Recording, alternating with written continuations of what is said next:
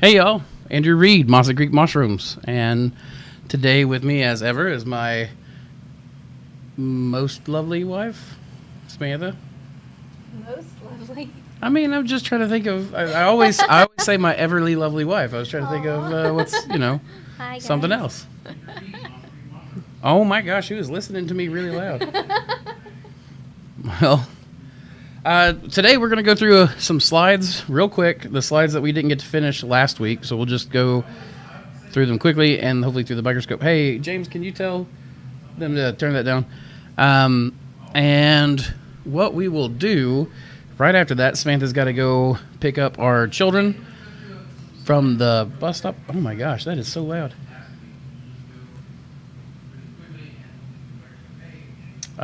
Okay, Samantha, talk to the people for a second. Hello, people. How's it going?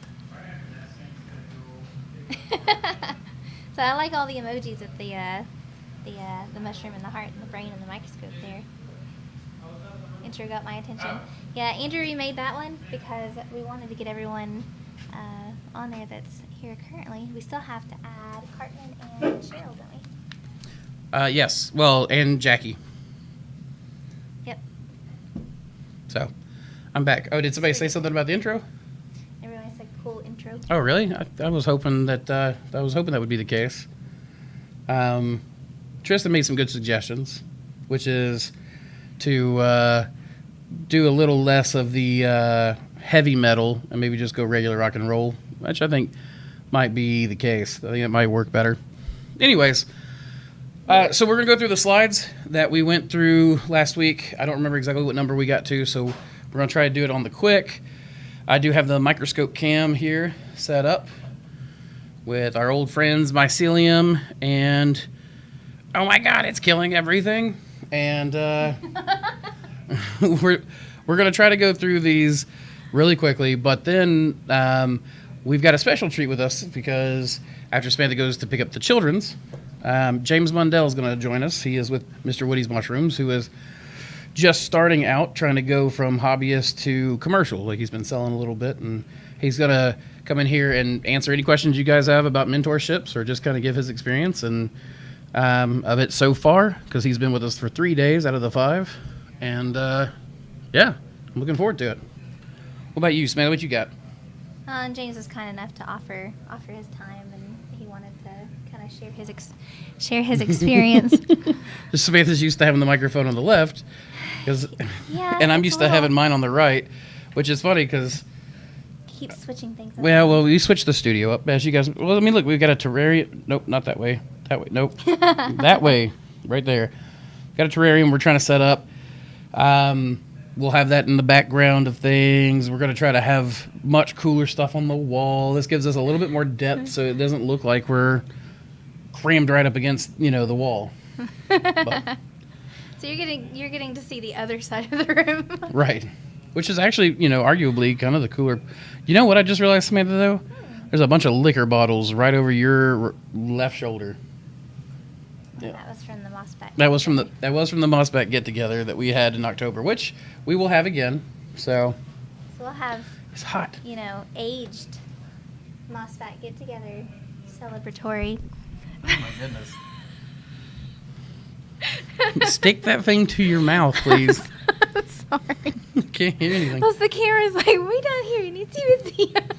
It's a new setup, so forgive us. Now, okay. Here I am. I'm going to show you guys slide 1. Nope, I'm not going to show it. Now I'm going to show it. There you go. You guys remember? Member berries? I remember. That is the green death. Now, when we go to look up close to it, you got to pull the. You got to pull that off. The exact same set of rings you were looking at last week. Remember, these are the really fluffy bits, real hairy. I mean, it looks like you go to the pool and you see that one guy with a shirt off. That's what this looks like. Except it's kind of pretty. I mean, look. Yep. She just saw it. So. It's like a shirtless Yeti. It's like a shirtless Yeti. This is the one that we had that was growing in rings that we were pretty sure is trichoderma. Now, one thing I will say, let me see. Let me just get it in focus. There we go. One of the things about trichoderma, or some of the things, is that it is very aggressive. It has a white mycelium that grows very quickly, grows over casings on mushrooms. It eats pretty much anything that goes on. So if it does get on your mushrooms, it causes decay on that. It's like, I'm just looking at something right here. It says masses of spores that eventually form our emerald. What are you laughing at, baby? Oh. So they have, it's really hard to keep trichoderma in check when it gets a really strong foothold. That said, it's pretty easy to just make sure that you throw your bags out and keep that, you see it, you toss it.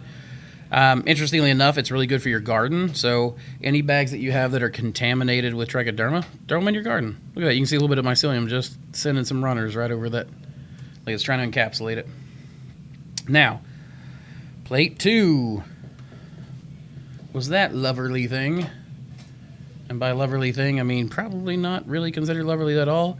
But this one, watch this when we get up close.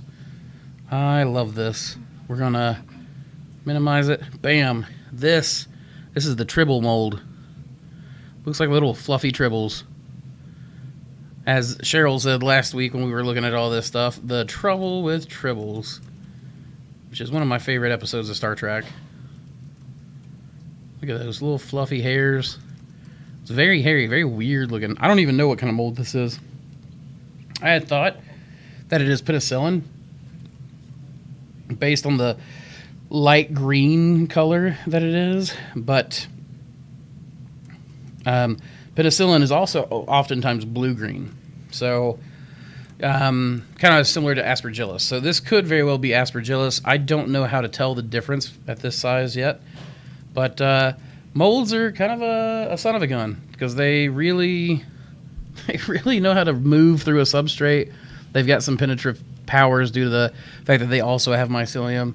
And so you can't just do surface treatments because it won't get rid of them. And then, of course, the molds are very hard to kill as well. Let's see if we can't move real slow through that. And again, I'd like to get images of these. So we are going to try to do photo stacked images so you can see the whole thing in focus all at once. But we aren't there yet. So now let's go to photo number 3. You guys remember this? We had one dish that was clean, one dish not so much. And let's just take a look at the mold side first. Oh, that is really not in focus. There we go. Look at that. Something I thought that it was much closer to focus than I thought. This is actually the top part. It's the fruiting bodies of the mold. And it comes up almost in a thick carpet. I'm going to switch our lenses here. And we are using an Amscope dissecting scope, also known as a stereoscope. I find that it gives better images and is more useful for mushroom work than a compound scope, unless you are working on certain like identifications or want to look at squash mounts or things under much higher magnification. But I mean, like if you wanted to see these mold spores, you would want a compound scope. But a dissecting scope allows us to get a nice 3D image as we move through. Samantha, if there are any questions I need to be answering as well. There are some. Okay, you hit me at any point you want. So at the very beginning, Peace Among Worlds asked thoughts on germinating spores on water agar. I wouldn't do it. And the reason is that unless you just have a really dirty spore print, but the problem is that mold is also going to bloom about as easily as your spores are going to. So unless it's just horribly bacterially contaminated, you're not going to get a big net benefit off of it. You would be better off doing a self-selective substrate, such as sterile straw or sterile wood. That would allow the mycelium to get the energy it needs. See, white rot funguses are the only thing that break down lignin.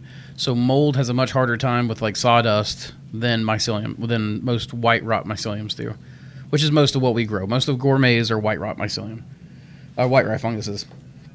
Incidentally, all oil that was created on Earth was created before the time that white rot fungus came onto the scene, because otherwise white rot fungus would break down the lignin that eventually became oil. So that is why I wouldn't do it. You want nutrition, but you want nutrition that is selective for the varieties that you want to grow. Is that good, Samantha? I think so. Cool. If anyone wants, more elaboration, they can ask additionally. And then Caleb has asked if our LSC becomes dirty, do we go back to the master culture, or do we try to clean up the culture on agar? Go back to the master culture.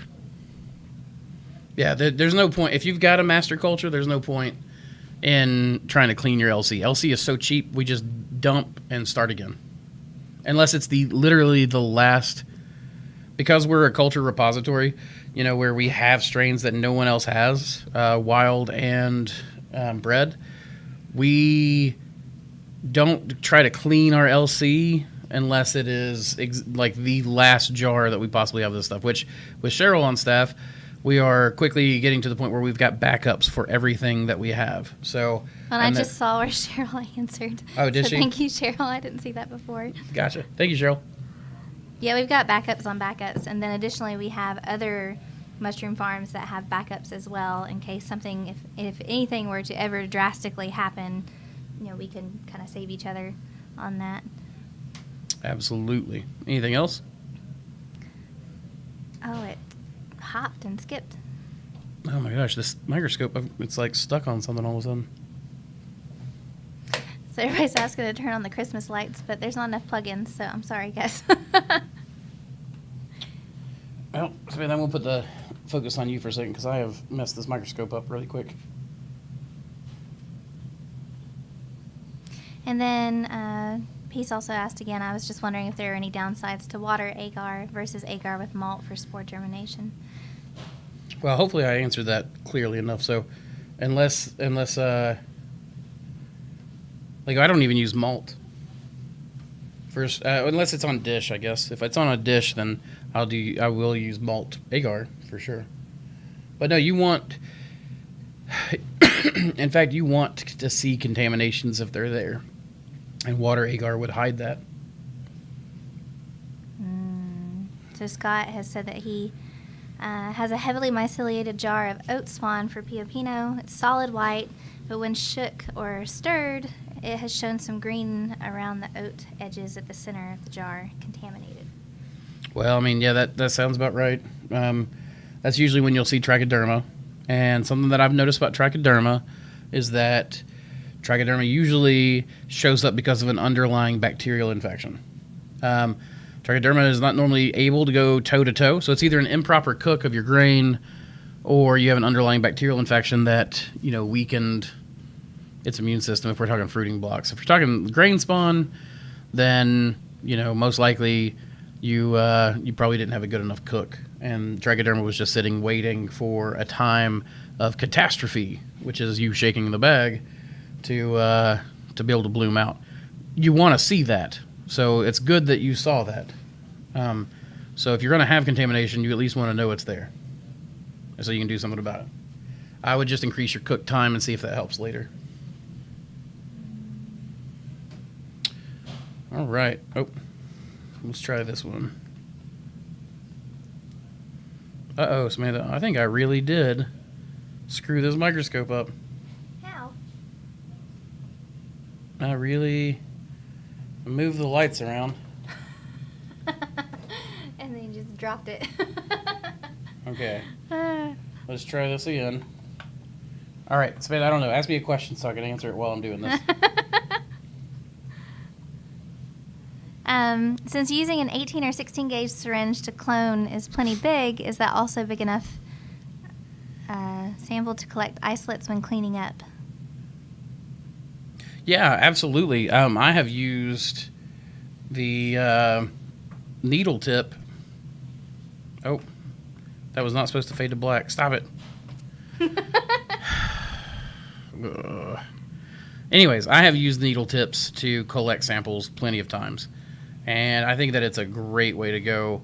That needle being so thin, so small, that it's great for selecting tiny little sites. You can even use it as a scalpel at certain times.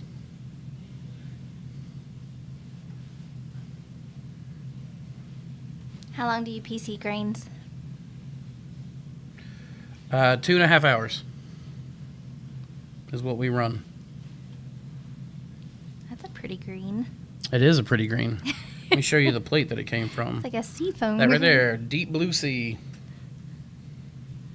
That is an ugly plate, but it is pretty. Cheryl said 3 hours at 18 to 20 Oh, psi. that's right. We bumped it up to 3 hours. My apologies, you guys. So we have had some issues with our autoclaves, kind of being a little up and down here and there. So we've gotten some autoclave tape, and Cheryl's going through quite a few tests. 3 hours.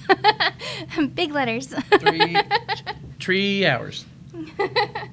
All right, let's show the next plate number 5. That plate, you can see, this one I really enjoy. This is the one that we remember now that we got stopped on because I got really excited about some questions people were asking. But you can clearly see the boundary lines that the mycelium is putting up to fight the contamination in the plate. You can see where the mycelium is walling up, and then it is literally leaking a metabolite. Love you, baby.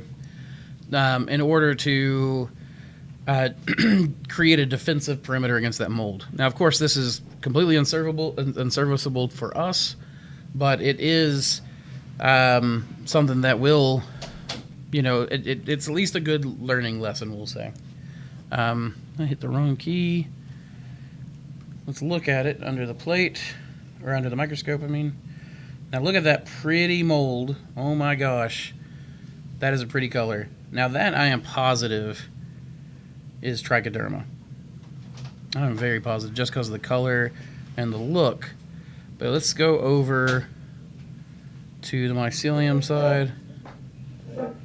And right about here, that thick yellow underneath, that is actually part of that walling up. The trichoderma is moving up and advancing over the little walls that it's created. We can see here some lighter green. That is new growth. James, why don't you give me a check real quick on that mic? Check 1, 2. Awesome, man. You sound great. Thank you. Got a lovely gravelly voice. Awesome. Right here, there's a good border that we can see. So there, that is metabolite. You can see how wet it looks, like the hyphae are going down into a wet area. That is mostly metabolite. That is basically a bunch of free radicals and a bunch of other mycelial buildup, as well as just other chemical defenses, trying to keep that mold from taking over. And my guess is eventually the mycelium would win, but never to the point that this plate would be, useful. You don't want to try to reuse that. But again, what a pretty green. Well, James, now that Samantha's headed off, you want to introduce yourself? Well, hello, everybody. I'm James Mundell, Mr. Woody's Mushrooms, up in Delphi, Indiana. Delphi. I like the name of that place. Yeah, it's a little... Sounds Egyptian. Yeah, right. I mean, isn't there a Delphi, Egypt or something? I believe so, actually. Okay. Yeah. That's funny. Well, you're up here for your mentorship. Yeah. How are you enjoying it? It has been absolutely fantastic. It's really done some heavy clarification on that overthinking syndrome that that's the number one thing I think I've heard you say since you've been up here. Yeah, the amount of overthinking that someone puts into growing mushrooms is completely unnecessary. You don't have to work that hard at it.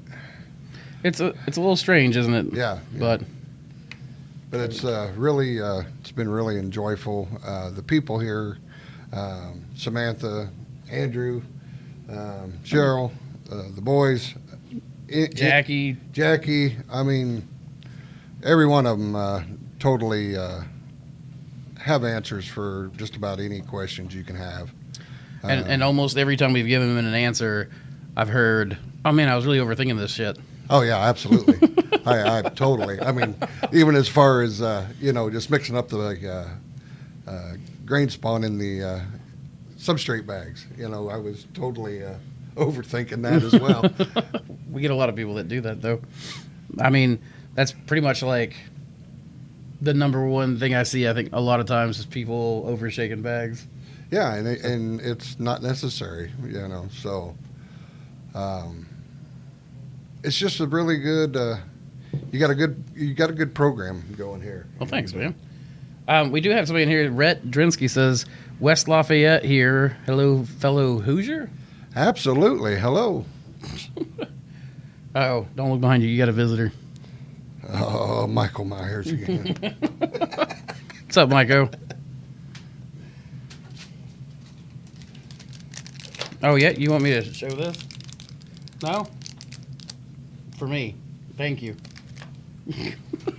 We'll see you, Michael. Well, before he gets to the point where he can get back to a camera and see, it's the Isolation Club. I don't know if you guys have joined the Isolation Club, but check that out, man. That's a pin. I love their logo. It's oh yeah, two cool. like scalpels with the mycelium dripping off of it and stuff, with a little biopsy just right in the center. It's super neat. I like these Isolation Club guys. Have you seen the agar for addicts? No. Or is it addicts of agar or something? I can't remember. Addicts of agar, I think. So but they have they'll do like mycelium art, and they'll do like different shapes of they'll get like a heart leather punch, and that's what they use for their biopsy tools. That'd be cool. Yeah, and then that'd be extremely cool. It grows in like a heart shape as it's growing out. It's really neat stuff, man. Oh, with the leather punches. Yeah. Well, because they're all metal, you can sterilize them easy. That'd be all right. That'd be all right. Heck yeah. Somebody said, "Can we get a bag shaking demo?" I'll set that up for a different live stream. I can't do it here because none of the cameras are really mobile right now. But we can definitely get a bag shaking demo set up for maybe next week or something. Yeah, it's totally simple. It really is. Yeah. Let's see. We had. Someone said they'd like a bit of clarification on what temps your Rocky Top oyster is kept at. And when you say kept at, I assume you mean like fruited at. Fruited at is everything I shoot for is around 65 degrees Fahrenheit. That said, that it's not always that way. So today I'd say my room's closer to the 70s. It's probably like 72, 73 maybe. I'd have to actually check the temperature, but the outsides are like 80 degrees, and my warehouse is slightly cooler than what's outside. Well, it's warm today, too. It is, man. I'm sweating my junk off today. Yeah, we're still cold up north, and I'm blistering. I bet. So, let me ask you a couple questions. How long have you been growing? Actively growing about a year. About a year? Yeah. Has that been pretty solid or off and on, or? Pretty solid. A little breaks here and there. Okay. Mainly just taking care of individuals. So you're selling or giving away or? All the above. All the above. Okay. So, I mean, if I got them, try and sell to individuals. If I get an overabundance and not enough buyers, I'll use my extras to, I guess, bait the hook and lure in. Do some more samples or give away a little bit more. Yeah. Give a little, get that taste out there, and next thing you know, they're coming back and being like, hey, we really like those. How can I get some more? Oh yeah. Let me help you out. Yeah, with I can do that. I've got that for you. Yeah. Okay, so you've been growing, you said, for about a year, and you've just decided to go commercial. I'm wanting to, yes. Okay, and we're doing this in a garage. Yes. Is what we've okay. And so your square footage is 23 feet by 23 feet. Is the grow and incubation space that I'm going to be. But you'll have your lab in a separate area. Yes, I got that in the house in one of the bedrooms. Yeah, I got that in one of the houses in the bedroom. Sorry, guys. Samantha and I both are. We're both facing away from the microphone while we're talking today. Right. Yeah, that's what they're there for. So use them, right? Right. Exactly. Okay. And was there any big problem that you've been most worried about going commercial? Is there like a one big thing, or you have like multiple issues that you're kind of more worried about? I would say that's a multiple of issues. Just confidence, getting out there and basically presenting yourself to the public, working into getting to the restaurants. How to talk to the chefs. Okay. What direction to look in. I mean, Right. a guy that has absolutely no idea basically what he's doing. Well, like you said, like when you got here, scary area. we're just a couple rednecks. Absolutely. Right. So like I get it, man. I get it because I went through the same thing where I went from blue collar working to sales, Yeah. and that was weird. Yeah. Absolutely. It was it's a completely different way of thinking, and it's alien. Oh yeah, it is. Yeah, it is beyond alien. Yeah. But it's not something that if you communicate with the right people and work with the right situations, it's definitely an area that can be overcame. Oh yeah, for sure, absolutely. I mean, so you rode with Samantha yesterday to go talk to some of the chefs. Yeah. So like that's typically on our Tuesdays. We have Awesome experience. Good. Well, who was your Awesome favorite? experience. Who was your favorite? Oh, what was his name? You can even just say the restaurant, and I'm gonna throw this out here. Chris. It was Chris. Okay, Chris. That's a Michi. That's one of our. Yes. Yeah, he's almost always one of our favorites for mentorships to talk to. But to be completely honest about it, he was one that was very informative. Mm-hmm. But all of the chefs were very willing to cater to my questions, extremely friendly, and that gives me a lot of confidence going forward in my area to not be so, I guess, intimidated by these people, because they're the same thing I'm trying to do. They're cooking and selling their products as well as I'm trying to create a product for them to sell. Absolutely. Well, and I mean, a lot of chefs are, they've started off, on the bottom, or what you might say, like we have as well. Yeah. So, some of my favorite guys, like I know Rob was gone from Kaizen, so you didn't get to talk to him. Yeah, I didn't get to meet him. But Rob was there for like 5 years without a vacation and had hit burnout. Oh wow! And I could see that burnout. That's actually something that we have in our Discord. Is we actually have you've seen the mental health channel and stuff, but Oh yeah, we talk a lot about burnout, and that's something like I'll be talking to you about sometime this week as well. Right. Is we're going to talk about, hey, make sure you're taking family time, make sure you're taking mental health time, and oh, absolutely. I'm a firm believer in that now, and I'm not even into the business just from doing my normal job. Family comes first, always. yeah, it's got to. It's got to. I mean, because without that, what do you have? Yeah, right. Not much. Nothing. I mean, not at least from our perspectives. So, okay, you get to ride around. You talk to Chris. Was there anything that Chris went over that you had that you were really worried about that concerned you, or? Yeah, I mean, approaching your chefs and talking to them and how to approach them with your product, and he was very insightful about when you're approaching restaurants or managers or chefs to make sure you come in with a quality product, and be confident in that product that you're bringing in. Yep. And be capable of reproducing that quality. So having a consistent good product, All and then the letting time. that product talk. Like that's something I don't have to really do any of the work. Exactly. The product's mushrooms doing the work. Yep. That's the thing that amazed me, because there for a while I did try to push sales. I tried to, I'd be pushing sales constantly, and but then I quickly kind of figured out it was just let the mushrooms do the work. You show them the good, nice mushrooms. Right. You just make sure you're growing really nice mushrooms. You put them in front of the chef and give them a price point that works for you, and it worked out way better for me. Yeah. So, finding a price point that works for you is a whole nother thing. But the experience, for yesterday, I'm gonna go out with Sam again Friday. Okay. Because it was that impactful. That was I want to see more. Because I don't only take my experience with the interaction with the chefs, but I watch the interaction with Sam, and I take a lot from that too. Yeah. You know, that shows me a lot on how to present myself, how to talk to the chefs, and, you know, kind of learn some of the lingo on, you know, what they're looking for. Oh yeah. Well, I remember you saying something about that, like, you know, business casual or something. Like I don't even remember what you guys said when you left, getting ready for the next day to go on that. And I was sitting there thinking he's going to be surpurped when he goes and sees some of these chefs all, like, covered up in tattoos and piercings and they're just like me. You know, it's all good. So, well, that was the big thing for me is you go meet them, man, and like some of my chefs have got, you know, full sleeves and they're just, who was it? Which one was that? It wasn't one of the chefs, but I think it was his.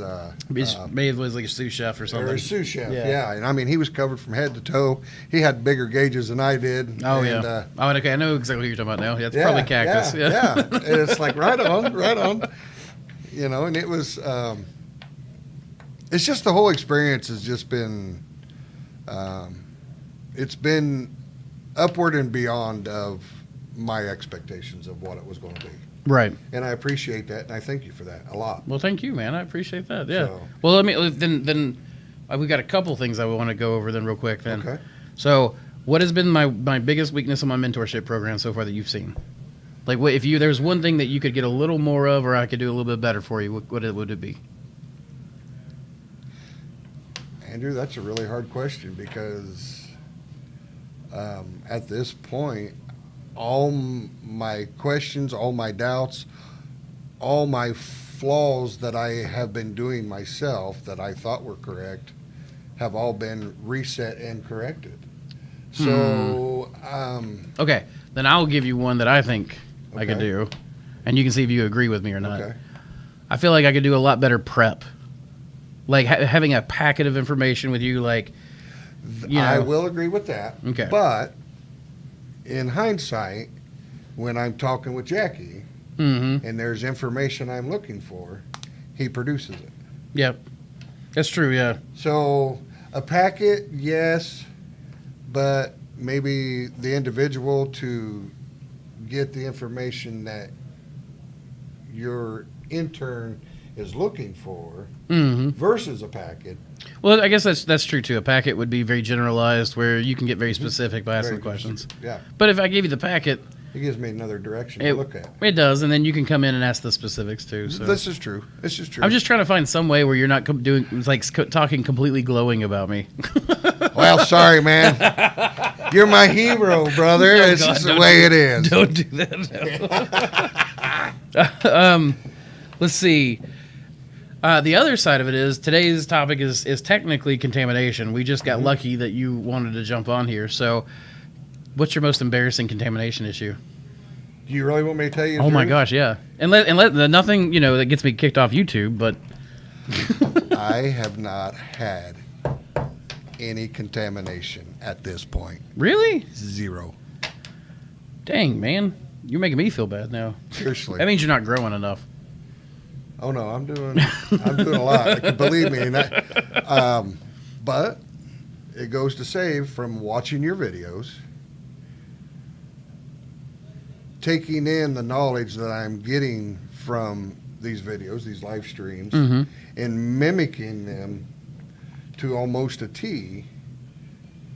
Kind of speaks for itself. Oh, I fair would enough. think. Okay, so you don't have any embarrassing contamination issues. That sucks because I don't, and I haven't had any. I mean,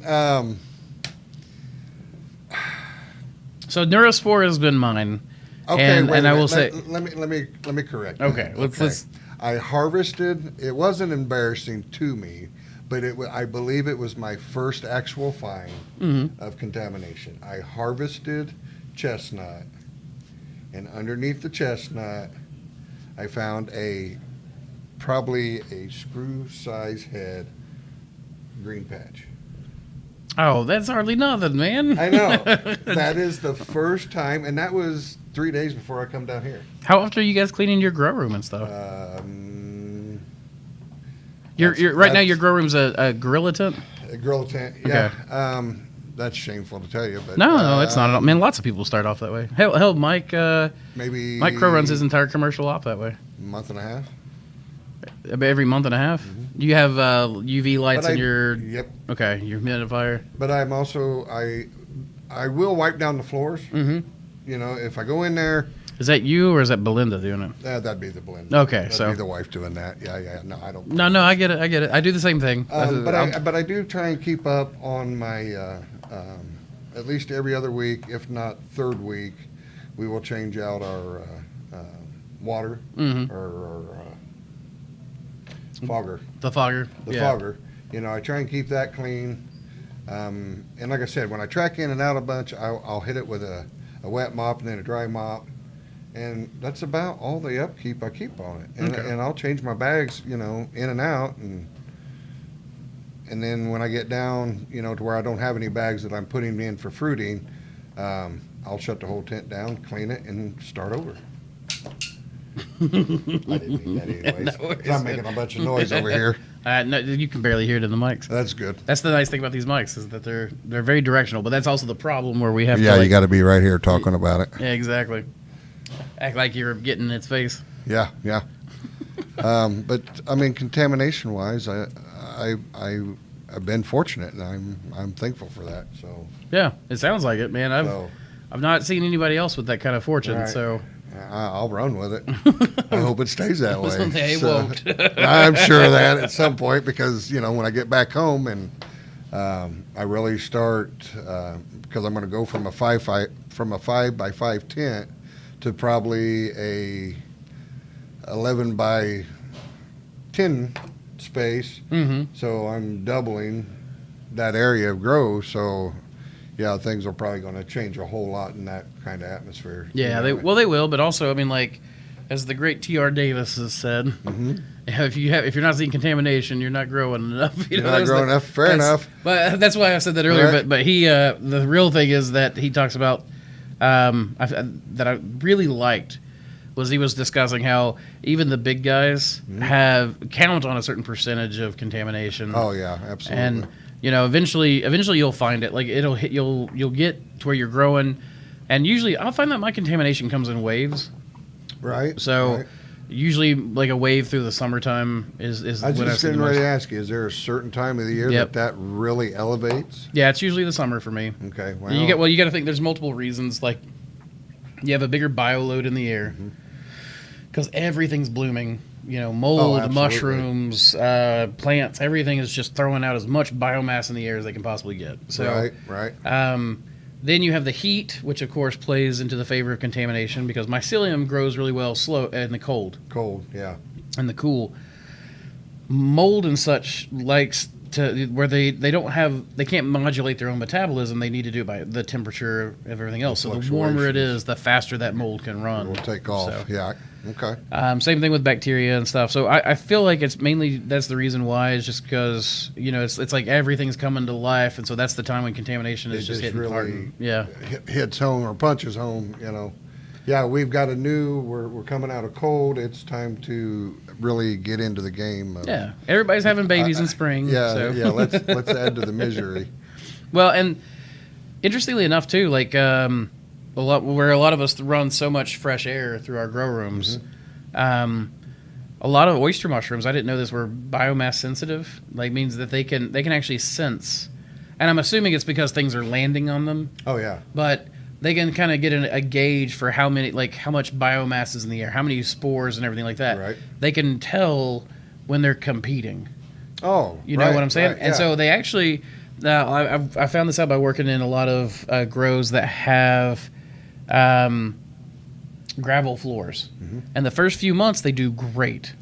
But then as mushroom spores and little bits of substrate and everything fall in there and start to rot, contamination starts to rise. as you're And of walking course through you it. can't clean a gravel floor. No, you cannot. You can lime it, but that's about it. And No. that, And you're just creating a bigger, heavier environment every time you go through a grow cycle. exactly. Yep. And so these people, you'll see them, they'll do great with the gravel floor, and then they'll lime it, and because the contamination will build and their yields will start to go down. You can see the mushrooms getting stressed. Yeah. And then they'll lime it, which throws everything back down for a time, and then gets it going again. But eventually, man, the things get used to the lime. Yeah, you can only go so far. Yeah, exactly. And so that's why I'm so against gravel floors when it comes to this kind of stuff. But like even mushrooms know like when there's stuff in the air, and so we run a lot of fresh air through our grow room specifically to counter. You know, and I didn't know that. Yeah. I really didn't know that they were that. Not very many people do. That they were that sensitive to, you know, it filling. You know, basically to their competition. To their competitions, like, hey, dude, scoot over. Yeah, it's weird to me. Like, and they it's a very intelligent strategy for something that doesn't have a brain. Yeah, absolutely. Well, let's see. Okay, we got about 15 minutes left before we're calling it. It looks like Cheryl's been manning the questions for us. Right. So, dang. Well, let's see. Is there anything else you want to cover about the mentorship then?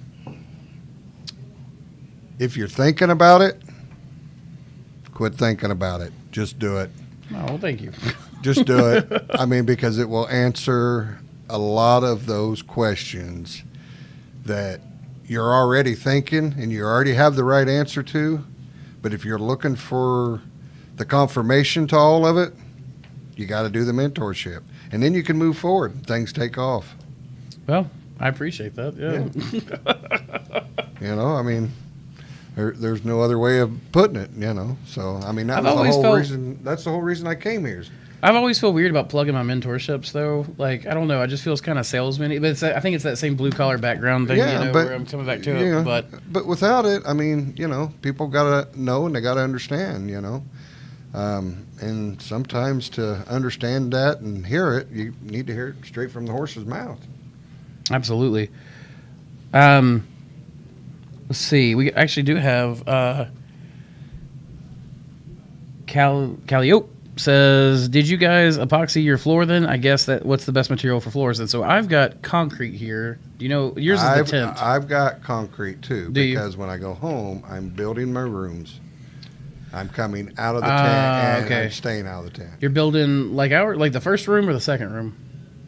First room. The first room. So the PVC shelves. Yes. Okay. And that was a question I was going to get with you on, is whether or not to use a resin on my floor before I started building my room. So if you would think that was a good idea to do that. The only place we used resin were any cracks in the floor. No, it's pretty solid. No, I'm saying that's where we used. Right, for the resin. So if you've got a pretty solid floor and it's real slick, it's not like the real bumpy kind. Gritty. Gritty, yeah. If it's gritty, I think I probably would put a layer down of resin. But if it's real smooth, like the kind that's worn real slick and stuff, then I don't think I would put anything down except maybe in the cracks. Now, one thing I will say as well is that we have wood. Like these wooden pillars that come down from the ceiling where this warehouse is so old, and you saw it, James. Yeah. But this wood has been here since like 1919. It's been here a long time. Yeah. So we didn't really want to damage that in any way, and we didn't want to move it. So we just built the grow room around that pillar. And you've done a great job. Well, thank you. That was all Ben and Bill over at Man of War Manufacturing. Right. And you preserved it well too. They did, yeah. And it's nice. It's actually really nice because when you put the resin on that wood, it gives it that wet look. It does. So it's kind of pretty.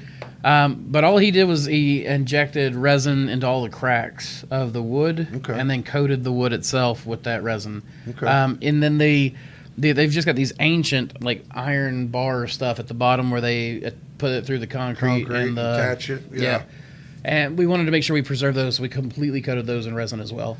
Okay. I did not want mushroom spores or water getting to that old iron. All right. So if my floor is porous, I want a resin. Then I think you would want to at least put a coat on it of some sort. You don't even necessarily have to do a resin. You could do what is it, that epoxy that usually has that diamond flake in it, or not, or titanium flake or something? Flake. I think it's titanium flake. Yeah, but it gives you a grip. Because I will say one thing about the slick concrete floors, it gets slick. Yeah, it sure does. Yeah. Oyster mushroom spores. I read somewhere like 10 times slicker than ice when they're wet. So well, my main concern was you know, over the time of growing in this space. Is it breaking down the top layer of the concrete, making it more porous, because I didn't have a protection there to keep that from working into the pores of the concrete. You know, over cleaning. Well, I mean, you've seen time and time, cleaning it, scrubbing it, cleaning it, making sure, if I'm doing things like I'm supposed to be doing, Yeah, I Just- see what you're saying. to add an extra little bit of protection to it, just to make the floor last a little longer. Well, I mean, you've seen our floors. They are slick, but they're polished, I think is what it is. But, Right. but they still have some pores in them. Mm-hmm. But I mean, we pressure wash the floor, and then we have, Okay. we've not really seen any damage. I've not seen any like it getting worse, like it becoming more porous or anything like that. Right. So, we made sure, like I said before, any damaged spots we saw, we either injected caulk into or resin To keep it from coming back up. to keep it from coming back up. So like Right on. we've got the major cracks. I think we did silicone, Okay. and anywhere where we put the wood for the floor, like we wrapped it in plastic and then siliconed it in so that our grow rooms are watertight on the bottom. Okay. It's not 100% effective, but it's It is what it is. right. So It's the effort that counts. well, not in mushroom growing. Yeah, right. For sure. And then let's see, we've got somebody's talking about mold. I don't know what that was, but Undone says, James, selling is a hang-up spot for lots of folks. Be confident in you and your product. Approach them as a peer with respect, and it will be well received. That was well received. Thank you. That was good advice. It basically kind of sounds like what you said Chris was telling you too. Yeah, So. yeah. Be confident, Yeah. It's like coming in here and talking to y'all. I mean, that just scared the bejesus out Did it of me. really? Oh, yeah. I was a nervous wreck. You're scared to come in here and do this? Yeah. Why'd you offer then? Because I wanted to overcome it and move past it. I think The only that's- way to do that's to do it. I think that's wise. Yeah. That's So- well. I don't know. The people who watch the channel from the early days may know, and I know you know because I talk about it in Discord. But this stuff, like looking at any sort of public speaking Right. or looking into a camera, used to terrify me. It did me too till now, and I'm not really that much It's not worried too about bad, is it? No. Yeah. Nobody's biting us. I mean, I've been working on it on my Facebook, and that was my first. That was my first outreach. That's right. Yeah. So You've been doing some videos already. Yeah. yeah. That's right. Yeah. You've been putting those on Facebook. Yep. You thinking about starting YouTube? I'm really considering it, yeah, because people, that have been seeing it on Facebook are like, why aren't you doing a YouTube? I mean, if you're going to put it there, why not put it out everywhere? I mean, yeah, because you can always put it on YouTube and then just link it to Facebook or, I'm a 50-year-old man, and I'm trying to work on all this technology. So, I mean, I'm working around to it, but it's taken me a little bit of time. But I'm gaining ground, Yeah. so. That's, just one step at a time, man. Yeah, exactly. Yeah. We, what was it we were talking about the other day? Some friends of mine and I we were discussing how anytime you learn a new subject, basically just look at it as if like, okay, you're about to go on this voyage into the unknown. Yeah, absolutely. You don't know what's there. You don't know how to handle yourself. You don't know any of this stuff. So what do? Well, you start on the edges and you build just a small framework. Every day you get a little bit more familiar with it. Make it a little bit bigger. That's right. Take another step. That's right. Then once you've got your framework, like you've got your basic knowledge is down. Now you can start taking steps. Yeah. Then you can start taking like actual strides Yeah. towards your goal. So And that's what this mentorship was for me, is to take another step. a big step into the void. Yep. Take a big step into the void. I like that. I like that a lot. Let's see. John Grady says, TR said out of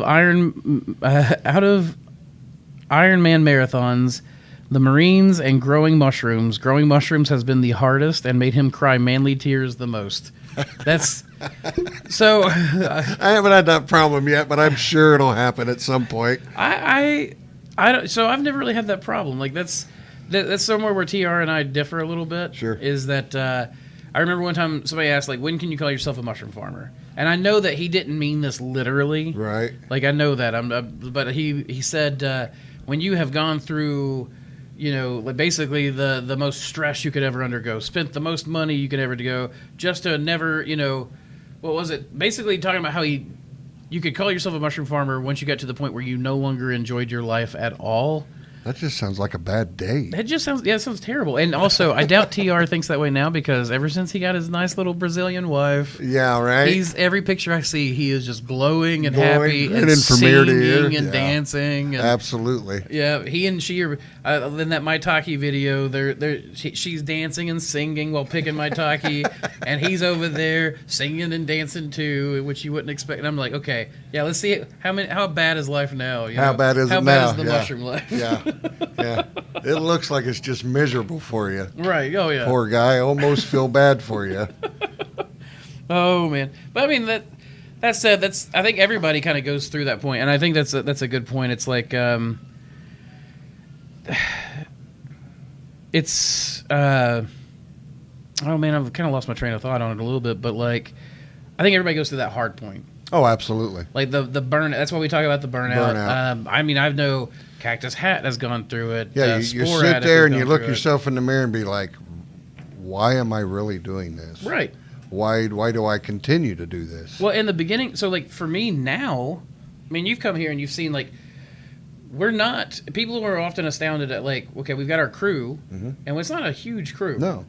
but we get a lot done. Mhm. But you've seen like us, we stand around and talk a lot. You want to know what my true opinion of this whole thing is? Sure, yeah, I cannot believe how simplistic you have taken me from what I was thinking mm-hmm.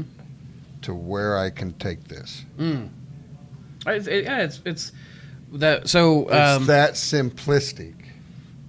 I will say that there's a big thing that we try to do a lot, which is excuse me, Mhm. that coffee went down wrong. Ouch. I was trying to not cough. It's basically we just look at everything and we go, okay, how can we how many steps can you remove and still do the job and do it well? Oh, absolutely. Yeah. That's the one thing I love about your videos is you've taken all of the hard steps, and you should be very proud of this, man. Thank you. For real. You've taken all the hard steps and the hard trials and simplified them for us newcomers that are thinking about moving in this direction in their area and making it so we can move forward onto it without having to grab 100 books or feel like we have to go get a college degree to grow a mushroom.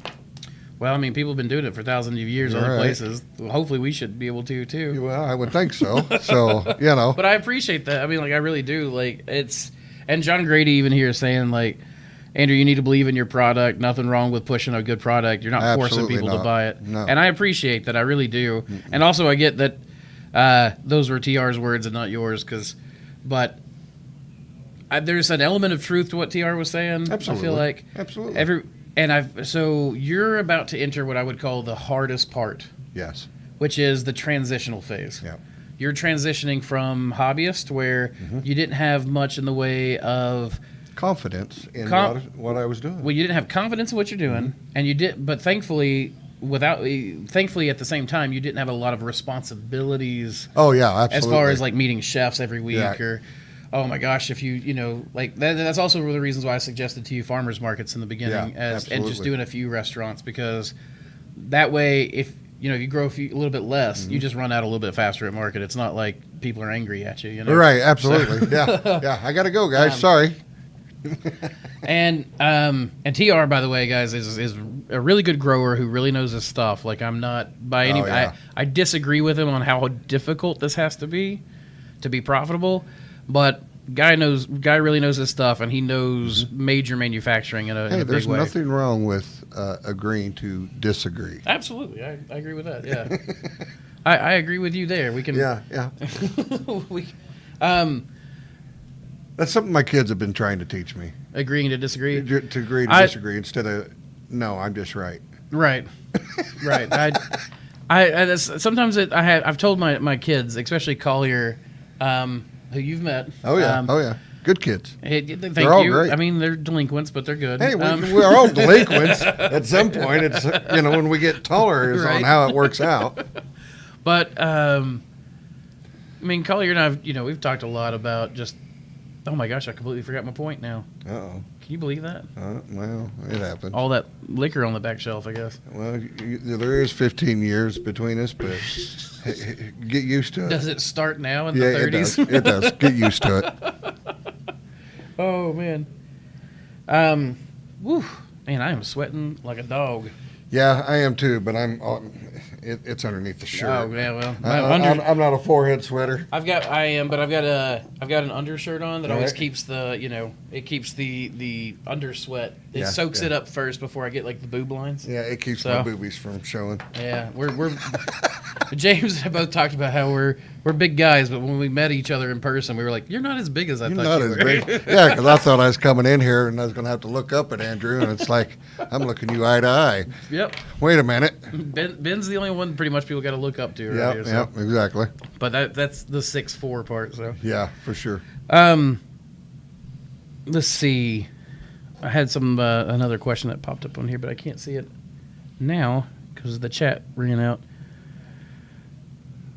Oh, never mind. Cheryl's already answered it. Cool. Man, she is on it. She is on it. Thank you, Cheryl. And she does a fantastic job in what she's doing. She's been a really big help, as Good. well as moving me along. What did she teach you in lab that you felt like Just- it's going to be a good like I know you get more time with her and like you Yeah. barely have spent time with her, but has she showed you anything that's going to change things a little bit? Technique. Technique. Absolutely, technique. And technique in anything you do is key to success. Mm. You know, but she's very knowledgeable in what she's doing. Oh yeah. I've tried to stump her on questions, and yeah, that's non-fruitful for me at this point. Yeah. She's always got the answer and explanation behind that answer. Well, I mean, it helps that she's got years of industry experience. And to be honest about it, I wouldn't expect any less. So. Well, and the cool thing to me now is that like, okay, so when I first started doing mentorships, I was teaching the students, right? Right. And I'm adequate, and I've Sure. got a lot of experience, but I do every single part, so I've never had to specialize in lab work. Right. So I've just made it as simple as I can and then moved on. But then when I brought Jackie in, I taught Jack. But basically, I taught Jack for like a week or two and then kicked him to the wolves and said, "Here, read this book. That's how I learned. Good luck." Baptism by fire. That's exactly right. And he's done a good job. Right. And he got into lab work, and then he started teaching people lab work half the time, and I was doing it half the time, right? Absolutely. And basically, he would come in and teach the basics, and then I would do the more advanced techniques. But the cool thing is now that we have an actual microbiologist. Yeah, I know it. It's very cool, man. Right, 'cause- and she knows the things I don't know, and that was the thing. I didn't know what I didn't know, so I'm pretty excited to have like actual, like, Yeah. Jack Yeah. is an excellent manager, and that is his place. he does a good job. And he seems to have been very thankful to have gotten out of the lab. Yeah, it's been a pleasure to come down. To come down here and meet all of you. But I've spent probably the most time on the phone with Jack, speaking with him. Mm-hmm. And Jack's awesome, man. He really is. Jack's just cool, man. We have a really good crew. So I mean, Absolutely, let's see, absolutely. You've met everyone by now. So we've got myself, of course, the Yeah, greatest yeah. of them all. Yeah. Oh my gosh, I didn't have the camera on you at that point. Oh, doggone it. He did the "We are not worthy." So there's me, and of course there's Cheryl, who we've already bragged on, and Yeah, Jack. right. Yeah. We got Mike Myers, who Yeah. is. The boys are great, man. I'll be honest, Mike Myers. I don't know how much work he actually does. I'm just afraid to fire him. I would be. Right. Absolutely. Right. Yeah. I wouldn't care if he, just stood there and hung out. I mean, Right, no, it's exactly. fine. He can just stay there. I I'll don't just really pay him. say a whole lot No. to him, but he really doesn't say a whole lot back either. That's so. true. Yeah, he doesn't. He just hands me random shit. Yeah. Here you go. But then we've got Tristan and Matt, and of course Collier, who is my oldest son. Yep. Who, I mean, they got those guys are doing. I don't know how they do it sometimes, man. They get that like. I'm like, why I are come you guys in moving here so Monday. slow? Yeah. And then It's just like poof, it's done. but then it's done. Yeah. And I'm Because like, I come in here Monday, and we kind of had a mission on what we was going to do Monday, and I kind of had a different direction because I had just got here, and walked in the door, and they were going to shift me this way and this way, and we were going to do the bagging and work on inoculation and a couple other things. And by the time I got done picking Jackie's brain, because, you know, I was chasing information and I kind of really wanted it now, Mm-hmm. you know, and it was only within like an hour or two, they were done. They were done. You didn't even get a chance to see it. No. It's like, really, boys? But okay, good job. Well, that's why I told Jake, I was like, I actually warned him. I was like, try not to let James ask too many questions at the beginning. I was like, throw him into the work. Yeah, We'll answer and his I was questions okay. later. Right, no, but I was okay then, with it. But then we got there, basically, we talked pretty much the first day Yeah. just answering questions. Yeah. But, Yeah, I'm kind of like that. It's like, you well, know no, what? I mean, but that's what I was telling you. Like, you Yeah. were asking, like, what is the week going to be like? Right. And I was like, well, that's actually Monday morning we talked to the mentorship. Ship. And then Yeah. we're like, what do you want to focus on? Where do you feel weak? Where can we get you, going? And that's the thing I like the most about this internship is the fact that I can direct what I feel like I need to work on. And you are completely okay with that and cooperative. And if there's something you feel like I'm misdirected in, mm-hmm. you bring the subject up. Well, we will do that. So we have a rule here, and it'll happen Friday when you come in, like when you go on deliveries with Samantha and you come back. Right. We'll do payroll with the employees, and then we'll do like a breakdown session with you, which would be like, what did you get out of it? What can we do better for the next mentorship? Every Absolutely. mentorship, we try to make the next one better. So, Right. so the as good of a time as you're having now, that has been built up by many mentorships telling us where we could do better. And here's the thing: we're going to throw it right back at you. Fair enough. When when Cheryl observes you in the lab, later on, if on Friday, if we don't feel like you're like really quite there yet, Right. we'll tell you. Yeah, I know. I need to know the truth. Yeah, and that's the big thing is that we want to make sure, like, you're hiring us not to come here and teach and hang out and have a good time, though I hope that's what happens. I'm needing you to tell me what my bad habits are so I Exactly. can break them. We're going to remedy your flaws. Amen. Well, with that, guys, check out Mr. Woody's Mushrooms on Facebook. Where else can we see you? Facebook. Okay. Well, Facebook for now, and then he'll make an announcement if there's a YouTube or anything that opens And up I'm later. working on it. I mean, I'm really taking a lot of interest to it. And Well, we can talk about that, actually, too. this right here has, I think, may have broke that mold Good. of confidence and break out into Yeah, it. I mean, and you're here in front of at least over 50 people. My chat's frozen now, so I can't actually tell how many people were People here. are here, right, But it's at right. least over 50, so. Yeah, I'm good with that. Yeah, You know, you're it's a doing start. all right. Yeah, that's cool. I hope I am. I hope y'all enjoyed me. Excuse me. This freaking cough, I haven't been able to get rid of it since like 3 weeks It's ago. been a minute. Listen, you're also often on the Discord. Yes. So anyone who is in Discord or anything like that, feel free to reach out to you. Is that Oh, right? yeah, absolutely. Okay, cool. Absolutely. If I can help, I will. If I can't, hey, I know a guy that can. Well, yeah, we know a lot of guys with Discord. Well, you that know, can, yeah, we know a lot of guys. So, well, shoot. I guess with that, y'all, there's not really much more for us to go over. Appreciate you guys sitting with me during the initial 10 minutes beginning of chaos that I was having to set up with mics. James was laughing at me because he was like, "Oh, every now and then I'm used to you being a minute or Better too too late." late. But he's like, "But now I see what's been going on." And I was like, on. "Yeah, it's just me running around going." Oh, I don't want to Yeah. finish it. But, yeah. Now I feel, now I can't be like, all right, where's Andrew? I can be like, oh, it's okay. I know where he's at. He's running around going, "Where is that power cable? Where's that cable at?" I should have done last night." So,